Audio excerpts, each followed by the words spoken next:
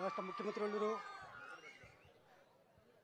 సభకు విచ్చేసినటువంటి అతిరథ మహారథులు మాన్యశ్రీ గౌరవనీయ ముఖ్యమంత్రి చంద్రబాబు నాయుడు గారికి, అలాగే మంత్రివర్యులు స్వామి గారికి, గొట్టిపాటి రవికుమార్ గారికి, శాసనసభ్యులందరికీ, పార్లమెంట్ సభ్యులందరికీ, అలాగే ఈ సభకు విచ్చేసినటువంటి కార్యకర్తలకి, గ్రామ నాయకులకు, ఆడపడుచులకు అందరికీ హృదయపూర్వక ధన్యవాదాలు చేస్తున్నాను. మాకు ఇది వరకు బస్సు రావాలంటే పెద్ద ఇబ్బందిగా ఉండేది. ఊళ్ళోకి రావాలంటే ఆటో 50 రూపాయలు ఇచ్చినా కూడా ఆటో రాని పరిస్థితిలో ప్రభుత్వం వచ్చిన 30 రోజుల్లోనే మా ఊరికి తార్ రోడ్ వేసి అందరికీ ప్రయాణం సునాయాసంగా చేసిన తెలుగుదేశం ప్రభుత్వాన్ని మేము అభినందించక తప్పదని మీ అందరికీ సభాముఖం తెలియజేస్తున్నాను. మా ముఖ్యమంత్రి గారి ప్రభుత్వంలో ఇలాగే ప్రతి ఒక్క సమస్య కూడా వెంటనే పరిష్కరించి ప్రతి ఒక్క గ్రామాన్ని సస్యశ్యామలం చేస్తారని తెలియజేసుకున్నాను. సార్ తోటి నాకు ఒక జరిగిన అనుభవం మీ ముందు చెప్పదలుచుకున్నాను. సార్ ప్రతిపక్ష నేతగా ఉన్నప్పుడు బెల్లంకొండ సత్తెనపల్లి కాడ ఒక అబ్బాయిని మీరు మీకోసం కార్యక్రమంలో వస్తుంటే అక్కడ మీరు మా ద్వారా మాట్లాడించారు మైక్ ఇచ్చి. సార్ ఒక అబ్బాయి చనిపోతుంటే తల్లి బాధపడి భుజాల మీద ఎక్కించుకుని వస్తే అప్పుడు స్పాట్ లో 20,000 క్యాష్ ఇచ్చి ఆ అబ్బాయికి హైదరాబాద్ ఎన్టీఆర్ భవన్ కి పంపించి అన్ని ట్రీట్మెంట్ ఇప్పించి పంపించిన ఘనత నారా చంద్రబాబు నాయుడు గారి మనసును మెచ్చిపోకుండా ఉండలేను. అలాగే ఇవాళ ఆ బాబు 14 ఏళ్ల బాబుకు మీరు స్పాట్ లో 20,000 ఇచ్చారు. తదనంతరం ఎన్టీఆర్ భవన్ పంపించి శస్త్రచికిత్స చేపించి ఆ అబ్బాయికి బాగు చేస్తే ఇవాళ అబ్బాయి బైక్ మెకానిక్ షాప్ పెట్టుకుని మీ పేరు చెప్పుకుంటూ బతుకుంటారు. సార్ గుంటూరు జిల్లా పెద్దపూరకాడ సైన్స్ సెక్షన్ బెల్లంకొండ. సార్ మీతో నేను డైరెక్ట్ ముఖాముఖి మాట్లాడాను సార్. Thank you sir.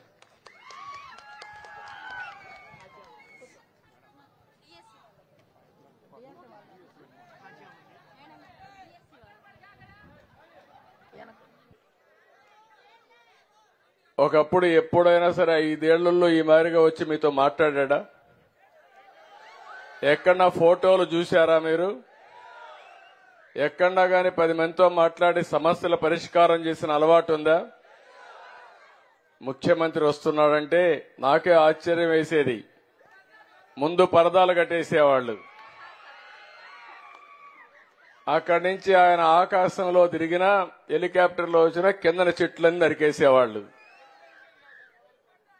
అంతేకాకుండా ఒక కర్ఫ్యూ వాతావరణం పెట్టేవాళ్ళు. బలవంతంగా డాక్రా సంఘాలందరినీ లాక్కొచ్చేవాళ్ళు. ఇష్టం ఉన్నా లేకపోయినా మీరు రావాలి, రాకపోతే రేషన్ కట్టు, పెన్షన్ కట్టు, నీళ్లు కూడా కట్టు అన్నమాట. బలవంతంగా మొబిలైజ్ చేసేవాళ్ళు. నేను టీవీలో చూసేవాడిని. మీరు ఇంటికి పోవాలి, సాయంత్రం అయితే పాలు పిండే పరిస్థితి, పితికే పరిస్థితి వస్తుంది, వంట చేయాలి. మీరు పోవాలంటే పోనీయకుండా చుట్టూరు కందగాసు వేసేవాళ్లు. నాకైతే అవన్నీ చూస్తే ఆశ్చర్యం వేస్తుంది.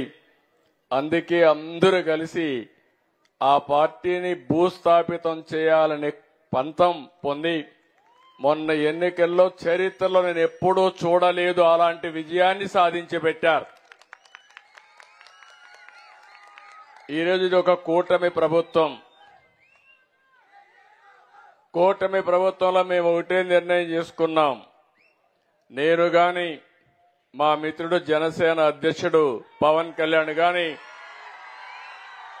ఇంకో పక్కన బీజేపీ పార్టీ జాతీయ స్థాయిలో నరేంద్ర మోడీ గారి నాయకత్వం గాని, ఇవన్నీ కూడా మీరు ఒక్కసారి చూస్తే ఏ విధంగా పరిపాలనలో మార్పులు వచ్చాయో మీరే గుర్తుపెట్టుకోవాలి. ఈ 100 రోజుల్లో నా అనుభవాలన్నీ ఒకసారి మాట్లాడతాను. ఈరోజు నేను వచ్చినప్పుడు 3 ఇండ్లకు వెళ్ళాను. నేను వచ్చింది ఇక్కడికి నేరుగా మీ సమస్యలు తెలుసుకోవాలని, మీతో నేరుగా మాట్లాడాలని, సమస్యల్ని అర్థం చేసుకుని సమస్యలు పరిష్కారం చేయాలనే ఉద్దేశంతో ఇక్కడికి వచ్చాను. ఇప్పుడే మొట్టమొదటిసారిగా పటాస్ కజావలి ఇంటికి వెళ్లారు. ఆయనకు ఒక తల్లి, అదే మరి ఇంకో పక్కన చూస్తే భార్యతో సహా ఒక కూతురు ఒక కొడుకు. ఆ తల్లికి 4,000 రూపాయలు పింఛన్ ఇస్తున్నాం. మీరందరూ ఒక విషయం గుర్తుపెట్టుకోవాలి. భారతదేశంలో ఏ రాష్ట్రంలో ఇవ్వని విధంగా నెలకు 4,000 రూపాయలు పింఛన్ ఇచ్చే ఏకైక ప్రభుత్వం ఈ రాష్ట్ర ప్రభుత్వం అని చెప్పి కూడా నేను మీకు తెలియజేస్తున్నా. మీకు కూడా అవసరాలు చాలా ఉన్నాయి. ఇప్పుడు ఆ పెద్దమ్మ మాట్లాడింది, ఎంత బాగా మాట్లాడిందంటే, మా వాళ్ళు MBA చేశారు కానీ MCA చేశారు, PhD చేశారు. వాళ్ళిద్దరికంటే బ్రహ్మాండంగా మాట్లాడింది. నిజ జీవితంలో PhD చేసింది ఆవిడ. అలాంటివన్నీ కూడా మన అనుభవాలు మనం చూస్తా ఉంటే, గ్రామాల్లో కూడా ఎప్పటికప్పుడు మీరు అధ్యయనం చేస్తున్నారు. మేమేం పనులు చేస్తున్నాం అవన్నీ చూస్తున్నారు, దానిపైన నిర్ణయం చేస్తున్నారు. కానీ నేను ఆలోచించింది, ప్రతి ఒక్క ఇంటికి లాభం కలగాలని. నేను మొన్న మీరు చూస్తే 4,000 రూపాయలు ప్రతి ఒక్కరికి పింఛను పెంచాం. నేనే మొట్టమొదటిసారిగా పింఛన్లు పెట్టింది ఎన్టీ రామారావు గారు. 35 రూపాయలు పెట్టాడు ఆయన. దాన్ని 70 రూపాయలు చేశాను. ఆ తర్వాత 200 రూపాయలు చేస్తే, నేను ముఖ్యమంత్రి అయిన తర్వాత ఒకటేసారి 5 ఏళ్లలో 2,000 రూపాయలు చేసిన పార్టీ తెలుగుదేశం పార్టీ ఆ రోజు. ఈ రోజు 3,000 నుంచి 4,000 రూపాయలు చేశాం. సంవత్సరానికి 35,000 కోట్లు ఖర్చు అవుతుంది. ఈ ఊర్లో కూడా మీరు ఒకసారి చూస్తే చాలా మంది పింఛన్లు వచ్చేవాళ్ళు చూస్తా ఉంటే 395 మందికి పింఛన్లు వస్తున్నాయి. అంటే ఈరోజు మొత్తం 2,488 జనాభా ఉన్నారు.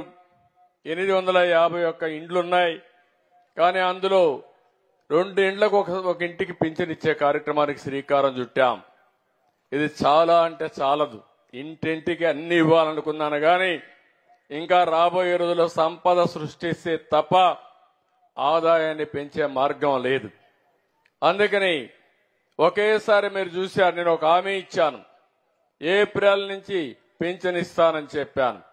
ఇచ్చిన మాట ప్రకారం ఏప్రిల్ నుంచి కూడా పింఛన్ ఇచ్చి ఒకేసారి 7,000 రూపాయలు మీ ఇంటికి తెచ్చిచ్చిన ఘనత ఈ ప్రభుత్వానిది. అంతేకాదు, మొన్నైతే మొదటి తారీఖు హాలిడే వస్తే ఉద్యోగస్తులు బాధపడతారని ఒకరోజు ముందే పింఛన్ ఇచ్చాం.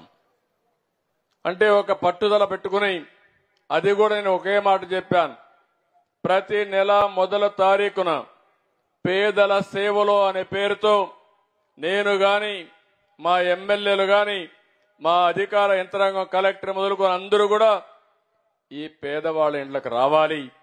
మీ కష్టాలు నేరుగా